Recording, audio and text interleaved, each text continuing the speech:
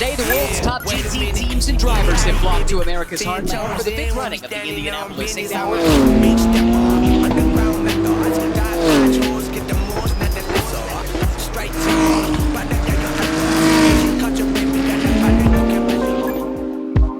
What is up, guys? So I wanted to take some time and talk about a very special opportunity that I had this year, which was to run in the 8 Hour in a GT3 car alongside Samantha Tan and Neil Verhagen on the Samantha Tan racing team STR38 in the 38 car, which was leading the championship heading into the final round. Anyone that knows me knows that GT3 is something that I have been trying to do for the last couple seasons. Just haven't had the right opportunity, trying to create it, and got a call from John, and I felt like this was a great chance to debut in GT3 alongside the championship point leaders at the time. And in a great car. The BMW is proving itself across all fronts in the European series, in the Americas. So great car. We'll talk a little bit more on that. But yeah, great opportunity. And so I jumped as soon as that presented itself. Found myself at a test at Road America. Thank you to STR for getting me in early. That's something I'd never get to do. So yeah, I got a few laps on some old tires there before the Road America round for SRO. They actually had a Porsche Sprint weekend that weekend before and some testing. I was able to hop in the car, get to know it before the Indy.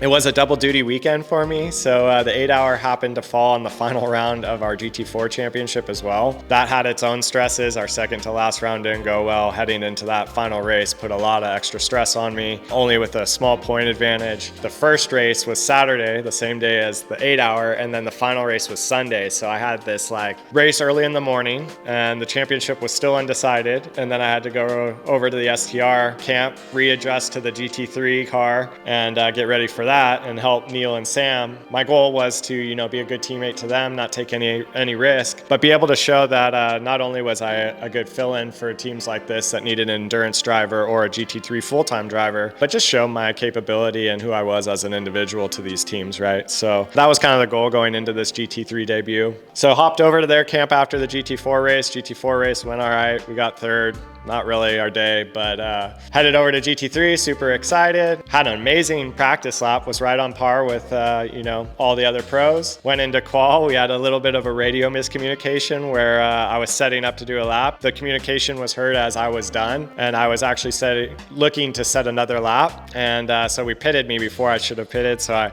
didn't get to replicate that practice lap, which I feel I could have done in qual. And we all kind of laughed about that in the debrief. Multiple languages being spoken under this tent. And anytime you're on a radio with a new car chief, there's always kind of this getting to know and understand each other's lingo. So we just missed the mark a little bit on that one. If anything, I'll take credit for it. I'm not blaming anyone, but yeah, just didn't get the chance to put the lap together in qual that I knew I could do. Head into the race, Sam does an amazing start. She's killing it, moving forward, and then all of a sudden on the big screen, we just see her come into a slow roll. Ended up being a fueling issue. Well, not a fueling issue, a fuel supply issue to the car pickup, I believe, or someone will have to correct me. I'm a dumb driver, right? I'm no mechanic. But yeah, we had an issue with something in the fuel cell that caused our fuel system not to be working correctly, and the car came in early. This team absolutely killed it to get us back out. Sam went back out. Ultimately, it happened a second time. She gets brought back in. I see the fuel cell come down, fuel's flying everywhere. They're like, JCD, get in. I end up going out on double stented tires there. Or sorry, no, my first stent I had sticker tires, but I overdrove. I was so excited. I just got out of the GT4 car, and I had noticed what I had done. I had picked up on it immediately. I already told the engineers oh yeah, I'm overdriving my entries a little bit. And I could tell just by watching my predicted go green and red where I was gaining and losing, and just adjusting from that GT4 car. Like I said, I was a little too excited, and I really wanted to show well. I was really excited for my second stent because I knew I was going to adjust those things, and then ended up going out on used tires after another mechanical brought us in. I ended up going back out on some older tires and just could never really achieve a peak lap time, but I was able to hit the same exact lap time basically my whole stent. But yeah, wanting to keep working on finding